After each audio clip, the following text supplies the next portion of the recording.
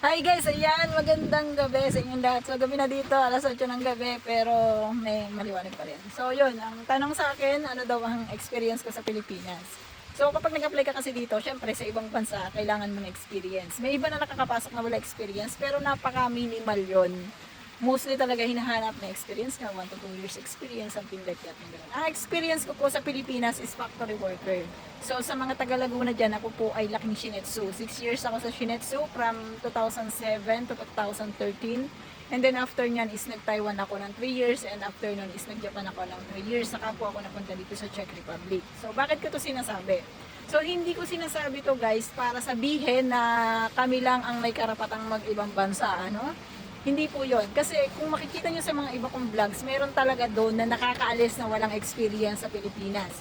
Walang experience guys ha, pero may skills. Yun lang ang kaibahan. So guys, kung may skills kayo, marunong kayong magmasahe, marunong kayong mag-drive, or driver kayo dyan ng truck, driver kayo dyan ng bus, or ano ba, welder kayo, yun, something like that. So yun guys, may mga pagkakataon na kaya nyo talagang makalis ng Pilipinas. Kahit nga hindi kayo tapos ng pag-aaral basta meron kayong skills.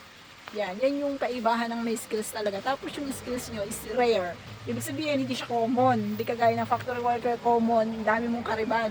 So sila, halimbawa bus driver, marami ka bang karibal sa Pilipinas, di ba? Konti lang. So, yun yung kaibahan.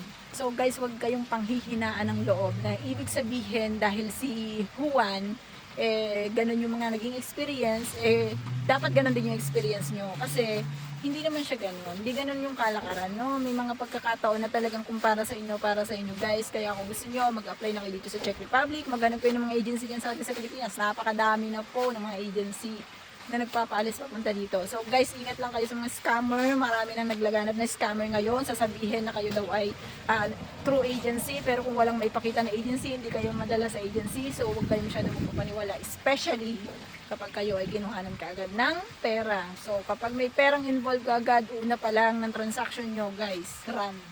So yan yung mga malapit sa mga scam. Yung may pera kaagad sa unang lapit nyo pa lang sa kanila. Kapag may pera na kagad, so matik yan. Napaka-minimal nung hindi talaga scammer kapag pera ang unang pinag-uusapan. Kasi alam nyo guys, hindi naman kayo itatago ng agency. Kasi kung talagang kayo ay legit, ito sasabihin ko sa inyo ha, kung legit kayo dyan sa inyong pinag-a-applyan, legit na taga dyan talaga sila sa agency na yan. Legit na sila ay under ng ganitong agency, bakit nila kayo itatago? Kung tutusin, kayo nga yung nagiging way para dumami yung kanilang customer na mag-a-apply sa kanila. Kasi, kung itatago kayo, tapos hihingan kayo ng pera, ibig sabihin nun, fishy yun. Bakit kayo hihingan ng pera? At bakit kayo itinatago? Kung tutusin naman, kung tutusin, halimbawa kayo, napalis kayo. Kukwento nyo kay kaibigan nyo, mag-apply ka kay ganito kasi ito nagpalis sa akin. Di ba paburi lang sa agency? So, anong reason para itago nila kayo? So, isa yan sa mga nagiging questionable sa aking comment section. Mag-comment lang kayo kasi binabasa ko yung mga comments sa akin, no? Pero, syempre guys, sa totoo lang, ito, masasabi ko lang sa inyo, huwag kayong panghinaan ng loob na, porque, medyo kasi mahirap Ako na kasi nagsasabi na, lalo na kapag medyo mababa yung height mo, hindi masyadong madali na makapasok ng Czech Republic. Kasi minimal yung work na pwede nyo talagang itrabaho. Minimal talaga siya. Not unless kung galing kayo ng ibang bansa, cross country. Pero kung galing kayo ng Pilipinas, dyan pa lang sa atin, sala na kayo. Minsan 160 cm ang hinihingi. Sa mga agency, minsan 162. Gano'n nakatangkad yun, di ba? So, para dun sa mga 155, 156, 157, nagkakaroon ng problem kasi nga, wala Di ba? Hindi naman tayo biniyayaan ng matangkad na height. Anong gagawin natin, di ba? So, sa ganung senaryo kasi wala na tayong magagawa, guys, kundi mag-antay ng opportunity na para sa atin. So, kung may opportunity naman sa inyo sa ibang bansa, kahit hindi naman dito sa Czech Republic, pwede naman kayo mag-apply as long as gusto niyo yung magiging trabaho nyo at sa tingin nyo is kaya nyo naman siya. Pero guys, lagi ko itong sinasabi, no? Kung ang plan nyo lang is para magtrabaho, marami po dyan trabaho sa Asian, maraming trabaho sa na pwedeng makatulong sa inyo like sa Japan or sa Taiwan, ganyan. Kung ang purpose mo lang is para mag-ipon, magtrabaho, tapos uwi na ng Pilipinas, pwede nyo i-grab yun. Pero kung ang reason nyo is parang long term dito, madala yung family nyo, mahabang pagtatrabaho, so mag-Czech Republic kayo. Kasi po, sa pagdating sa sahod kasi, hindi siya ganun nagkakalayo. Although, may differences, pero ang kaibahan kasi, iba yung oras namin. Kagaya ngayon, alas 8 na ng gabi. Sa atin dyan sa Pilipinas is nasa 2:00 ng madaling araw. So, ang laki ng difference. Tapos pag uuwi kayo, handa ka ng 100,000, pwedeng less naman siguro, mga 80 or 70,000. Pag uuwi ka lang ng Pilipinas, yun. 'Di ba? Uwi ka pa lang nun ng Pilipinas. Sasakit mo sa bulsa guys ha, yung ganun kalaking amount. Tapos ipapamasahe mo lang sa eroplano. Eh kung nasa Japan ka or nasa sa Taiwan ka, mas maliit yung pamasahe mo. Pwede ka pa makauwi yearly kung merong event or occasion dun sa family mo.